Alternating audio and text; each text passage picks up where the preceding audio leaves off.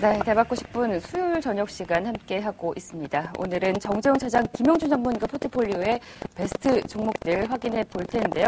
먼저 정재훈 차장 포트에 담겼던 종목부터 차례로 짚어보겠습니다. 차장님, 이번 수익률 게임에서 성적 참 좋았던 탑3 종목들 공개를 한다면 어떤 종목들 꼽으시나요? 제가 사실 11월 초부터 중간에 이제 참여를 해서요. 네. 한 달 반, 한 2달 좀 안 되게 이제 이 대회를 치렀는데요. 네. 제 목표가 이제 3위였습니다. 네, 이 순위권에 뒤늦게 합류해서 3위를 하자 이랬는데 스타트는 좋았어요. 네. 그래서 이제 첫 스타트를 끊었던 게 이제 두산중공업 하이닉스로 이렇게 투탑으로 가겠다. 네. 그래서 이제 말씀을 드리면서 했는데 베스트 3 보면 이제 첫 번째로 이제 두산중공업이 스타트가 양호하게 끊어준 부분이고 두산중공업으로 인해서 시작하자마자 그 3위권에 진입할 수 있는 발판을 마련했던 이런 종목입니다. 네. 그래서 실질적으로 중간에 3위도 한번 갔었는데 그만큼 이제 이 두산중공업이 초반에 제가 이제 선전할 수 있는 기반을 만들어줬던 종목이고요. 그래서 그 베스트 3 중에 한 종목을 네. 꼽을 수 있겠고, 그리고 이제 두 번째 종목을 보면은 스틸플라워가 이제 보이는데요. 네. 스틸플라워 같은 경우는 단기간에 좀 큰 폭의 수익을 줬던 종목입니다. 그래서 이 스틸플라워는 이제 막판에 이제 시간 몰리면서 그 전에 이제 중간에 좀 제가 주춤했었거든요. 네. 그 부분을 이제 빠르게 만회하자. 이래서 이제 중소형주 쪽으로 가면서 그 중에 이제 물론 이제 그 중소형주로 가더라도 어닝 모멘텀이 있고 내년도에 성장 모멘텀이 있는 종목들을 선정을 했고요. 그래서 이제 스틸플라워 송유관 그 강간업체인데요. 네. 올해 같은 경우 또 내년도에 러시아 가스관이라든지 이런 송유관 쪽의 수요가 증가를 할 것이고 실질적으로 수주도 늘어나고 있고 해서 주목을 했던 종목인데 다만 이제 제가 11,500원에 그 수익 실현을 하고 나왔는데요. 네. 근데 그 이후에 추가적으로 상승을 많이 했어요. 14,000원대까지 올라갔기 때문에 네. 좀 더 추가 상승을 누리지 못한 부분이 좀 아쉬운 이런 종목이었는데 어쨌든 단기간에 이 종목도 큰 수익을 줬던 이런 종목이고, 마지막으로 이제 일양약품인데요. 일양약품도 지난주에 그 편입을 했던 종목입니다. 네. 그래서 지난주에 편입을 해서 수익을 냈던 종목인데, 사실 일양약품은 지난주에 지난주에 이제 제가 기억나는 게 여러분들께 이제 제가 지난주 수요일이죠. 그러면서 이제 대회가 이틀 남았을 때 네. 그때는 이제 순위권에서 멀어졌습니다. 멀어지고 여러분들께 크리스마스 연휴 크리스마스 선물로 제가 심혈 기울여서 종목 가져왔다 하면서 이제 일양약품을 그때 말씀을 드렸는데 네.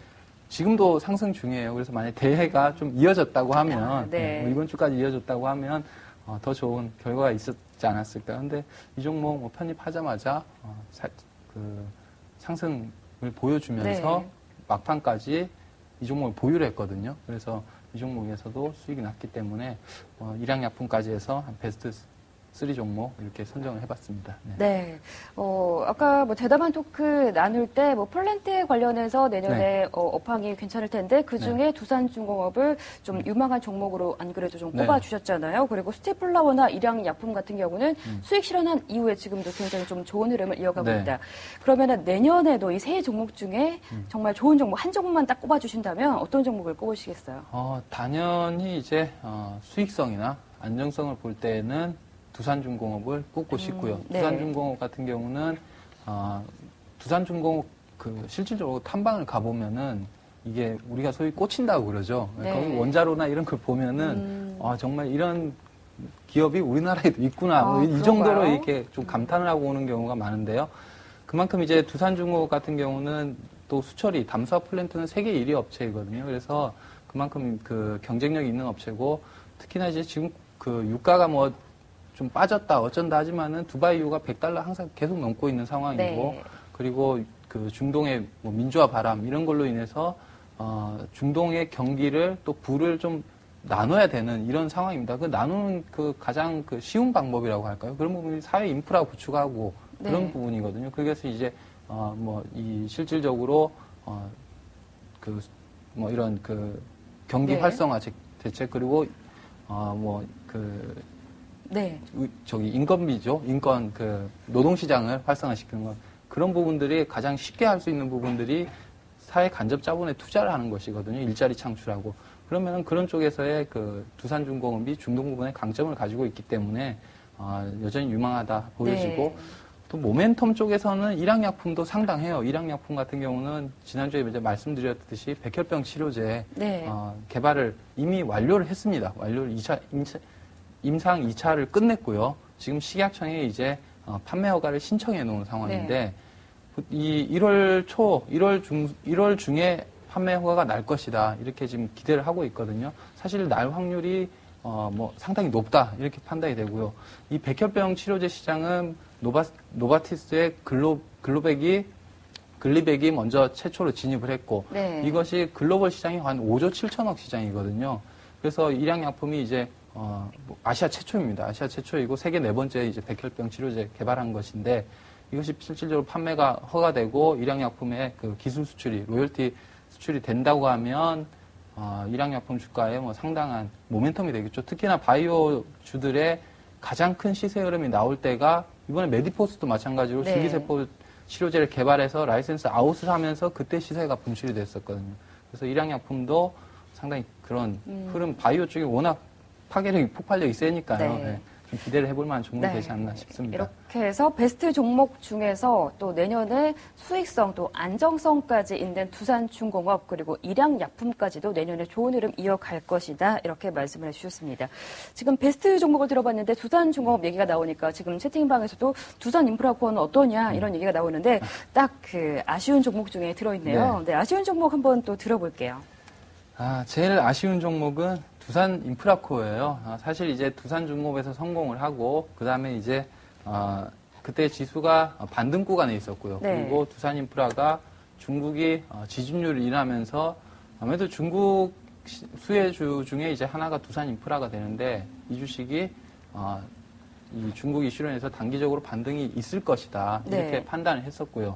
그래서 두산중공업 이후로 이제 두산인프라를 승부주로 삼았죠. 그런데 손절이 나왔습니다. 네. 로스컷이 나갔는데요. 그러면서 이제 제가 한 단계 더 이제 순위권에 안정적으로 진입할 수 있는 기회를 놓친 종목이죠. 그래서 아이고, 네. 참 아쉬운 종목인데 두산인프라 같은 경우는 너무 좀 기대감을 좀 앞세웠다 이렇게 판단이 되고 두산인프라가 물론 이제 중국발 모멘텀이 있지만은 그거보다는 글로벌 기계 쪽에 기계 종목 업종이라 본다고 하면 글로벌 경기가 둔화되는 이런 조짐이 보일 때에 네. 너무 이 중국 쪽의 호재에 집중을 해서 네. 더 큰 것을 보지 못한 이런 부분들이 좀 흠이었다 이렇게 판단이 되고 네. 결국 주가가 지금은 손절 그때 나가고 나서 이후에도 좀 약한 흐름을 보이는 것은 글로벌 경기에 대한 두려움이 둔화에 대한 우려감이 아직까지는 회복이 안 되는 좀 투자가 좀 빨랐다 이렇게 네. 판단하는 거죠. 그래서 이 종목이 좀 아쉬운 종목 중에 가장 크게 미련이 네. 남는 종목이고요. 아유, 네, 굉장히 아쉬운 것 같아요. 예. 또 타이어주 중에 한 종목을 담으셨었잖아요. 네. 네, 이 종목도 좀 아쉬우시다고. 네, 그래서 이제 처음에 이제 두산중공업하고 하이닉스 쪽에서 성공을 하고 네. 하이닉스 실패했다 성공을 했던 어쨌든 거기서는 수익을 받습니다. 수익을 받고.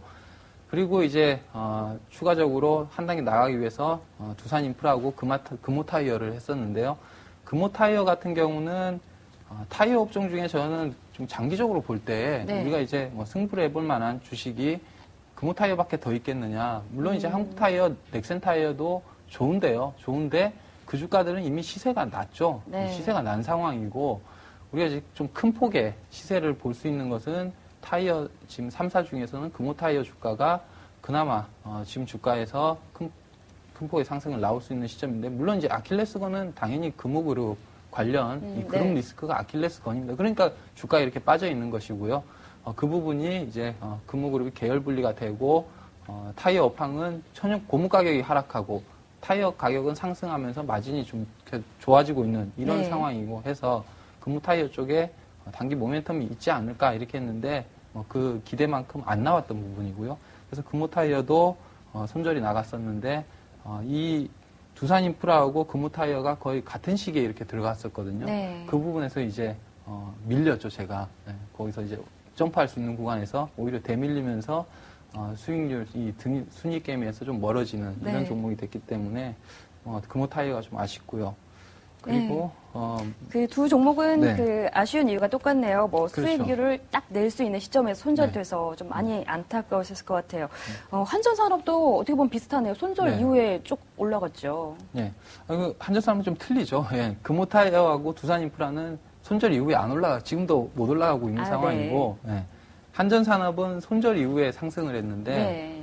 이게 한전산업은 뭐 안정적인 사업 구조가 부각이 되고, 또 최근에 이제 발전 플랜트 쪽을 말씀드렸는데, 한전산업은 뭐 발전 산업 쪽에 속하는 기업이죠. 그리고 한전에 대한 이 안정적인 수요 매출처가 있고, 그래서 이 한전산업이 또한 히토류 관련해서 네. 지금 뭐 그런 쪽에 모멘텀이 있고 해서 안정적인 사업을 토대로 해서 성장 모멘텀이 있는 종목이다 이렇게 보여지는데 주가가 좀 등락이 좀 심했어요. 네. 이 종목이 그러면서 이제 손절이 나가고 그 다음에 또 상승하는 이런 모습이 나왔는데 뭐 손절가를 좀 더 네. 크게 더 밑으로 잡든 이렇게 좀 큰 폭으로 했다고 하면 여기서는 좋은 결과가 나왔을 것 같은데 손절가를 너무 낮게 잡고 수정을 안 했던 바람에 손절이 나간 종목이라 좀 좋게 봤는데 손절이 나가고 상승하니까 뭐 아쉽죠. 네. 네. 그래서 좀 아쉬운 워스트 3으로 네, 뽑았습니다. 다 좋은 종목이었는데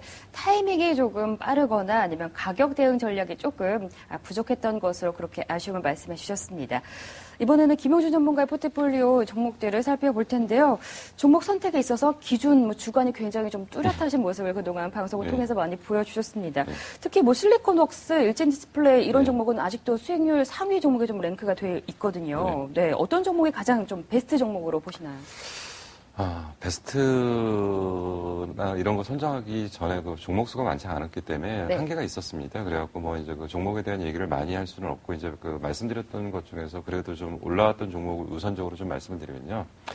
네, 실리콘웍스죠. 근데 실리콘웍스를 처음부터 말씀드렸던 얘기는 이거는 이제 올해 한 해를 보고 얘기를 드렸던 부분은 아니고 네. 결국은 앞으로는 이제 CPU가 아니고 AP라고 말씀드렸고요. 메모리가 아니라 비메모리라는 말씀을 드렸고요.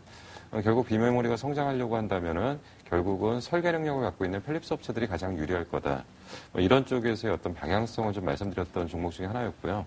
그리고 이제 그 아이폰 관련해 갖고 출시 제한되면서 다소 실적이 떨어졌던 부분들도 좀 있었지만은 최근에 그런 거에 대한 다시 기대감들이 좀 나타나고 있기 때문에 최근에 이제 실리콘웍스에 대한 얘기들이 좀 다시 많이 나오고 있습니다. 근데 지금 이제 그 실리콘웍스가 최근에 탄력을 못 받고 있거나 아니면 비메모리 업체들이 못 가는 가장 큰 이유 중에 하나가 그동안 바닥에서 너무 많이 올랐다는 얘기죠.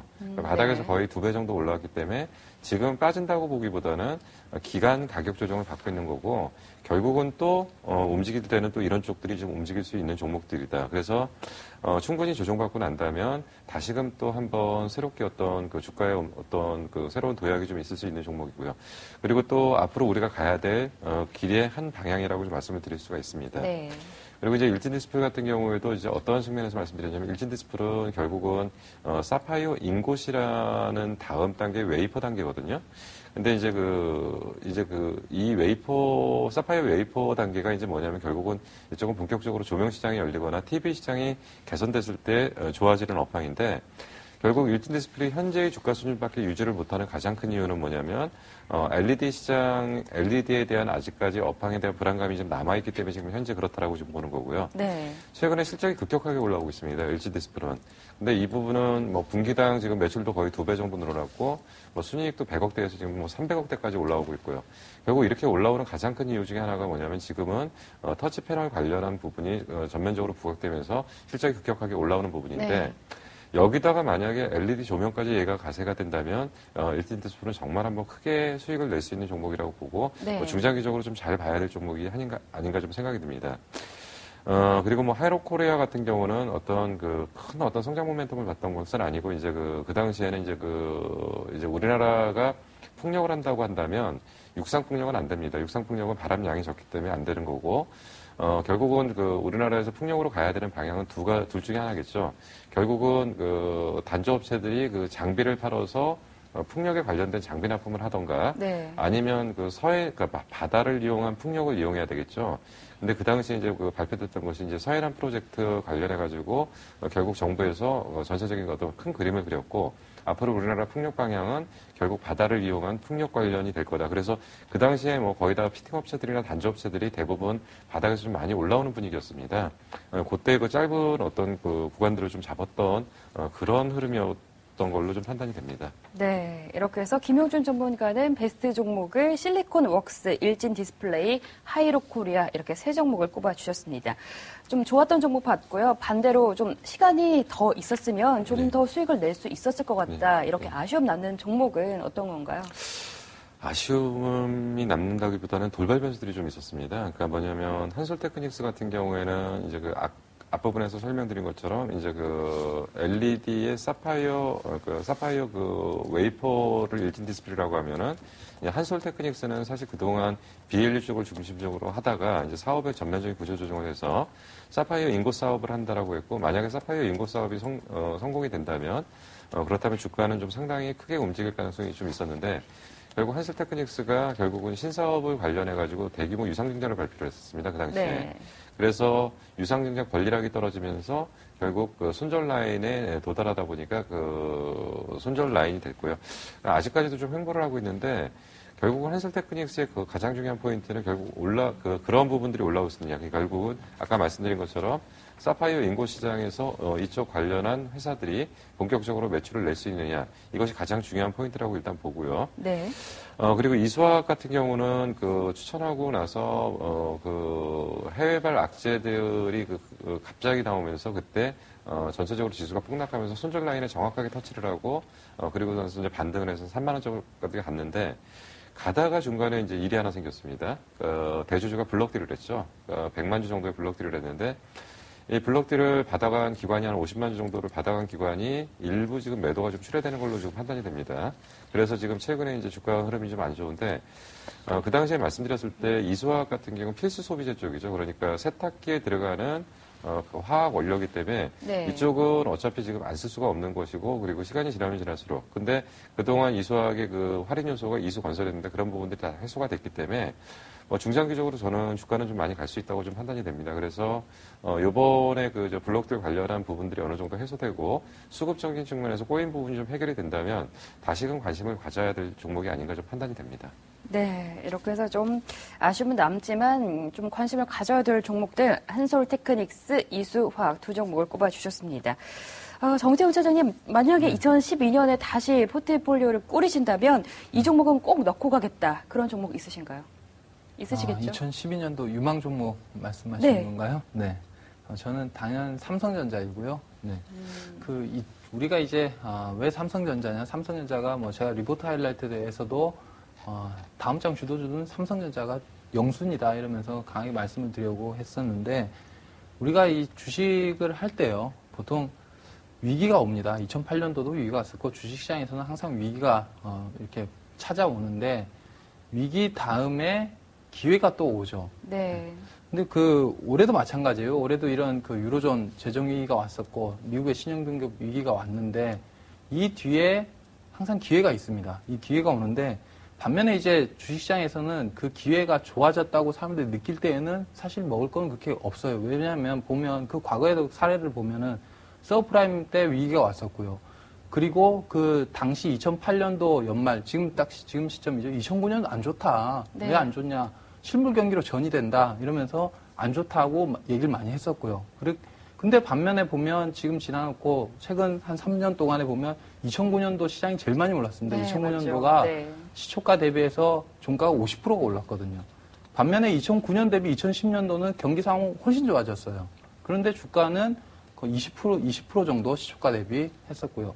올해 상반기까지만 해도 또 2010년도 그 상세가 이어지면서 좋았어요. 네. 그런데 올 하반기는 이제 물론 이런 변수가 있어서 빠졌지만은 2010년 대비해서 또 더 못 가는 상반기가 이런 흐름이 되었거든요. 네. 그렇게 보면 내년도 물론 이제 실물 경기 유로존 리기가 와서 실물 경기로 이전이 된다. 아니면은 이 글로벌 경기 둔화로 인해서 극복하기 어렵다. 이런 얘기들이 지금 내년도도 나오지만은 반대로 내년도 시장은 지수는 오히려 올라갈 수 있는 네. 그런 여건이 마련될 가능성이 충분히 크다. 왜냐하면 그 부분은 이미 시장에서는 위기를 경험을 하고 있고 어느 정도 위기에 대한 인식을 하고 있고 그것이 개선되는 조짐이 나올 때 개선됐을 때 주식을 한다 그러면 늦어요. 늦는 경우가 이 주식 투자 경험 그 확률이 아주 높고요.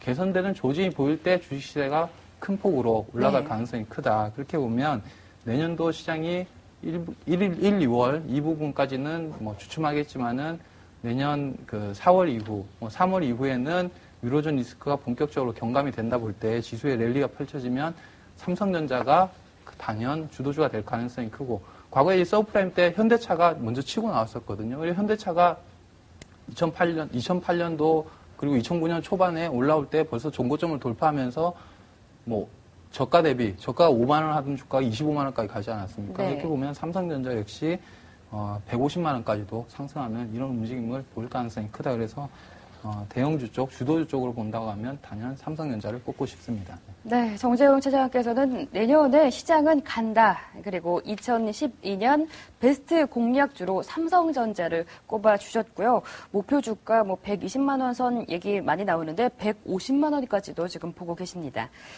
네, 2012년 승승장구할 종목 김용준 전문가께서는 어떤 종목 보시는지 궁금한데요.